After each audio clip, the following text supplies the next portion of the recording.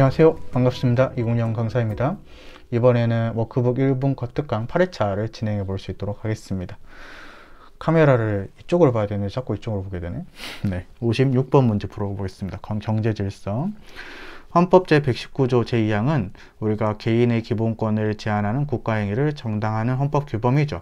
그래서 틀리게도 많이 나오기 때문에 잘 알아두시면 되겠고, 니은은 헌법 조문인데 국방상 또는 국민경제상 긴절한 필요로 인해서 법률이 정하는 경우를 제외하고는 사용기업을 국유 또는 공유로 이전하거나 경영을 통제 또는 관리할 수 있는데, 이것을 반대로도 읽을 수 있어야 됩니다. 즉 긴절한 필요가 있고 법률이 정하는 경우라면은 우리가 사용기업을 통제 또는 관리할 수도 있고 국유 또는 공유할 수도 있다, 이런 식으로 읽으면 돼요. 자, 이것은 조금 어려운 지문인데 소비자의 권리가 헌법 제124조입니다. 그래서 소비자 보호운동을 보장한다 라고 돼 있지 기본권으로 명시하고 있지 않다는 것은 헌법 제10조부터 헌법 제36조가 기본권으로 명시된 기본권이기 때문에 여기에 포함이 안 돼 있어 그런 말을 하는 것입니다. 그래서 맞는 지문이고, 리을, 국가는 등록 소비자단체의 건전한 육성과 발전을 위해서 필요하다고 인정할 때에는 긍정적 지원을 할 수 있겠죠. 그렇죠? 그래서 맞는 지문이 다 맞는 지문이다. 57번 문제죠. 여러분도 헌법 조문 문제네요. 자, 국가는 농지에 관해서 경자유전의 원칙이 달성될 수 있도록 노력해야 되며 소작제도는 금지된다. 이것도 시험에서 많이 나오죠. 그래서 임대차와 위탁 경영은 허용될 수 있다. 이 부분을 바꿔서도 낼 수가 있기 때문에 조심하는데 1번 자체는 맞습니다. 2번 소비자 보호운동을 법률이 정한 바에 따라서 보장하는데, 아까 봤지만 이게 기본권으로 명시된 것은 아니라 그랬어요. 3번 여러분들 중소기업을 보호 육성할 의무도 헌법상 규정이 돼 있어요. 규정이 돼 있기 때문에 우리가 틀린 지문이고 위 거는 맞습니다. 4번 농수산물의 수급 균형과 유통구조의 개선에 노력함으로써 가격 안정을 도모하기 때문에 농어민의 이익을 보호한다. 맞는 지문이 됩니다. 그래서 답은 3번이 되겠습니다. 58번 헌법 제119조는 기본권의 성질을 가지지 않습니다. 그냥 기본권을 제한할 수 있다. 제2항이 기본권을 제한할 수 있다. 이거지 그 자체가 기본권은 아닙니다. 그래서 헌법상 경제 질서와 관련해서 위헌 심사의 기준이 되지 못하고 다른 기본권에 흡수되어서 심사가 됩니다. 그래서 1번 틀렸고, 그 다음에 2번은 뭐 전체적으로 맞는 헌법 조문이니까 딱히 안 읽어도 되고, 그 다음에 3번은 국민연금 제도인데 세 번째 조론측에 국민연금의 가입을 강제하고 있죠. 이것은 헌법에 위배되지 않는 합헌 판례다. 맞다. 4번은 헌법 제119조 2항을 풀어서 쓴 것입니다. 그래서 전체적으로 맞는 헌법 조문이니까 여러분들이 읽을 수가 있어요. 그래서 1번이 답이 되겠습니다. 59번 문제를 한번 볼게요. 여러분들, 아이고 화면이 왜 이래. 1번 우리 헌법상 경제질서는 사유재산을 바탕으로 하고 자유경쟁을 존중하는 자유시장 경제질서를 기본으로 하는데, 이에 수반되는 각가지 모순을 제거하고 사회복지나 사회정의를 실현하기 위해서 국가적 규제나 조정을 용인하는 사회적 시장경제질서. 맞고, 2번 헌법 제119조 2항의 경제에 관한 사항인데 우리가 경제 영역에서 국가 목표가 많이 규정이 돼 있죠. 예를 들어서 뭐 중소기업을 살려야 된다, 농어촌을 보호해야 된다, 이런 거. 국가가 경제정책을 통해서 달성해야 될 공익을 구체하는 동시에 우리가 37조 2항에서 기본권을 제한할 때 공공복리를 통해서 지원할 수 있잖아요. 이런 거를 구체하고 있다. 맞는 지문입니다. 3번이 답이죠. 최저임금제도는 제8차 개정헌법이 아니라 최저임금은 제9차 현행헌법 87년도 헌법이죠.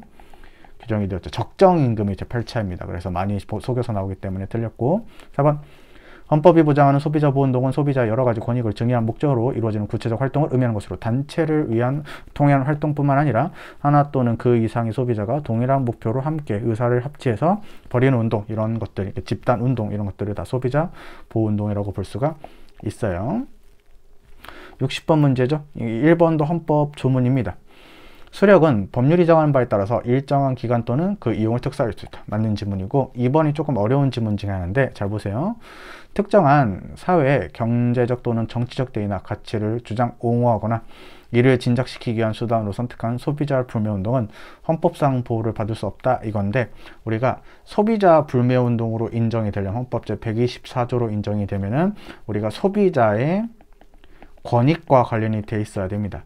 근데 여러분들 이렇게 사회적이거나 경제적인 또는 정치적 대의나 가치를 주장 옹호하거나 이를 진작시키기 위한 수단으로 선택한 것은 여기에 포함된다고 보기가 어렵겠죠. 그렇다고 해서 헌법적으로 전혀 보호를 받을 수 없는 것은 아니고, 예를 들어서 지금 이 소비자 불매운동을 A 소비자 불매운동을 하겠습니다. 그럼 이 A라는 소비자 권익과 관련이 없는 소비자 불매운동은 여기에 포함되지 않지만, 여기에는 우리가 위치할 수 있는데, 헌법 제21조의 표현의 자유나 헌법 제10조 뭐 행복 주거권이나 일반적 행동 자유로는 보호가 될 수가 있습니다. 그래서 헌법상 보호를 받을 수 없다 부분이 틀립니다. 왜냐하면 헌법상 보호를 받을 수 있는 다른 조항으로 인해서 헌법상 보호를 받을 수가 있기 때문이다. 이게 이제 4번이랑 연결이 되는데, 불매운동으로서의 목표로서의 소비자의 권익이라는 것은 우리가 상품의 질, 가격, 유통구조, 안정성 등 시장적 이익에 군관된다. 그렇게 여러분들 연결시키면 되겠고, 3번은 사건 판례인데요. 관세 포탈 등의 예비범에 대해서 본제에 준해서 가중처벌했다. 이것은 헌법 위배되지 않는 판례죠. 비교되는 판례는 밀수입 예비범에 대해서 예비범에 대해서 본제에 준해서 가중처벌하는 것은 헌법 위배되는 판례가 있는데, 좀 지엽적인 내용이니까 이 정도로 여러분들이 볼 수가 있어요. 그래서 답은 2번이 틀린 지문이 됩니다.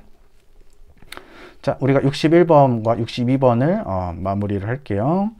61번, 자격농지의 양도소득세 면제 대상자를 그 지역에 살고 있는 사람, 그래서 그 지역에 살고 있는 사람들끼리 우리가 논밭을 거래하게 되면은 우리가 세금을 좀 깎아줍니다. 이것은 경자유전의 원칙이 위배되지 않고 농업과 농촌을 활성화시키기 위한 것이니까 맞는 지문. 옳지 않은 걸 골라야 되는데, 자, 2번은 여러분도 우리가 자세하게 안 봐도 돼요. 농지 소유자가 농지를 농업 경영에 이용하지 않았어요. 그러니까 우리가 농지는 농사에 써야 되잖아요. 투기 목적 등으로 하면 안 되잖아요. 근데 정당한 사유 없이 이를 이행을 안 했어요. 그러면은 계속 그 이행강제금을 처분 명령이 이행될 때까지 매년 1회 부과할 수 있도록 한 것은 합헌입니다. 3번. 소비자 불매운동은 모든 경우에 있어서 정당성이 인정될 수는 없고, 헌법이나 법률의 규정에 비추었을 때 정당하다고 평가되는 범위에 해당하는 경우에만 민사책임이나 형사책임이 면제된다. 맞고요. 4번. 판례는 의약품 도매상 판례인데 창고가 필요해요. 어느 정도 창고가 있어야지 안정적으로 약을 공급할 수 있겠죠. 그래서 헌법 위배되지 않는 판례인데 위배됐으니까 틀렸다. 5번 헌법 제119조 1항, 그래서 우리가 과실책임 원칙이 파생이 된다. 자유시장 경제질서다. 맞는 지문이죠. 맞는 마지막 문제를 보겠습니다. 여러분들 62번에 이렇게 헌법에 안 들어요. 낑차. 네, 이렇게 해보겠습니다. 1번 헌법 제123조 5항은 농어민의 자조조직을 육성할 의무, 즉 적극적인 의무가 있고, 그 다음에 걔가 활동을 잘해요. 그러면 이제 자율적 활동과 발전을 보장할 의무, 즉 소극적 의무가 있는데, 적극적 의무와 소극적 의무가 모두 있겠죠. 그래서 이것은 틀린 지문이다. 적극적 육성 의무도 있다. 2번 헌법 제119조 2항은 독과점 규제라는 경제적 목표를 개인의 경제적 자유를 제한할 수 있는 정당의 공익의 하나로 명문하고 있는데, 독과점 규제의 목적이 경쟁의 회복이 있다면 이 목적을 실현하는 수단 또한 자유롭고 공정한 경쟁을 가능하게 하는 방법이다. 맞고. 3번 경제적 기본권의 제한을 정당화하는 고객이 헌법에 써져 있는 걸로만 제한되는 것은 아니고, 여러 가지 목표 중에서 전형적인 경제 목표를 예시적으로 썼다. 헌법에다가 이런 것들을 다 때려박아가지고 우리가 적어낼 수는 없었죠. 그래서 기본권의 침해를 정당화할 수 있는, 여기서 말하는 침해라는 것은 제한으로 읽은 게 좋겠죠. 기본권의 제한을 정당화할 수 있는 모든 공익을 아울러 고려해서 법률 합헌성 여부를 심사해야 된다. 그래서 정확한 워딩으로는 제한이 맞는데 어쨌든 간에 맞는 지문에 해당합니다. 4번 헌법 제119조 2항 해가지고 우리가 적정한 소득의 분배 있잖아요. 근데 어떻게 공부했으니까 반드시 누진세를 도입해야 될 헌법적인 의무는 없다 그랬죠. 그래서 누진세율에 따른 종합과세를 시행해야 될 구체적인 헌법적 의무가 조세 입법자에게 부과되는 것이라고 할 수는 없습니다. 그래서 1번이 너무 답이다.